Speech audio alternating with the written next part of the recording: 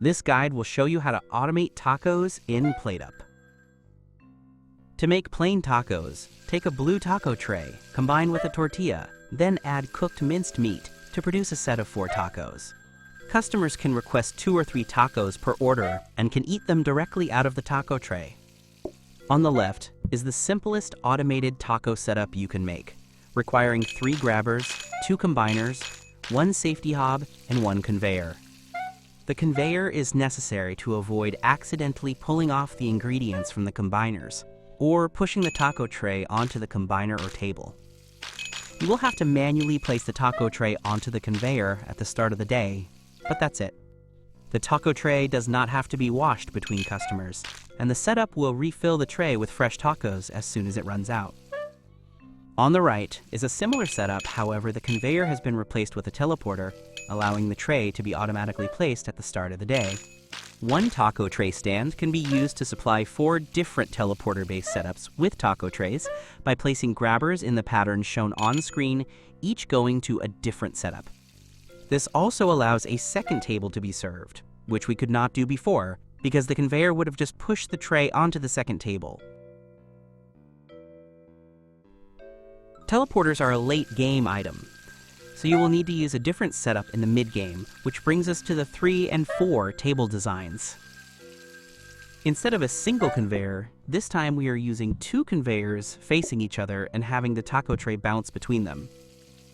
This allows more tables to be placed that are able to reach and eat off of the taco tray.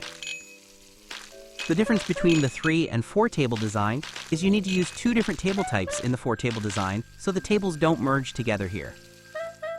If you used the same type of table, you would get 1 table seating up to 4 customers, instead of 2 tables seating up to 2 customers each.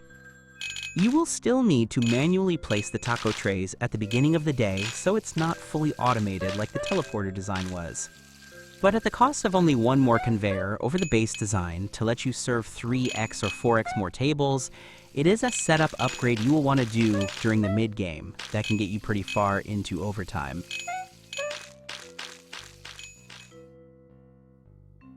Another design approach you can take is setting up a taco loop. To save on grabbers, I have the tables themselves be part of the loop. You will want to have 1 taco tray per table in your loop, so I'm going to manually add 2 trays into the loop to the 8 that are already circulating. Too few trays and you will leave gaps and underproduced tacos and risk leaving tables at the end of the loop hungry. If you add too many trays, then the trays can bunch up and block customers from being able to sit down at the table until the tray moves off. 1 safety hob can produce enough minced meat for 4 to 5 tables, so for our loop of 10 tables, we have 2 safety hobs cooking meat. Since you need to add the tortilla to the taco tray before you can add the minced meat, it is best to have the tortilla combiner just before the minced meat combiner in the loop. You can increase the max group size of a table in the loop by extending the table. For example, I could turn the 1-seat tables at the bottom into 2-seat tables by placing a second table to extend them, like I did at the top of the loop.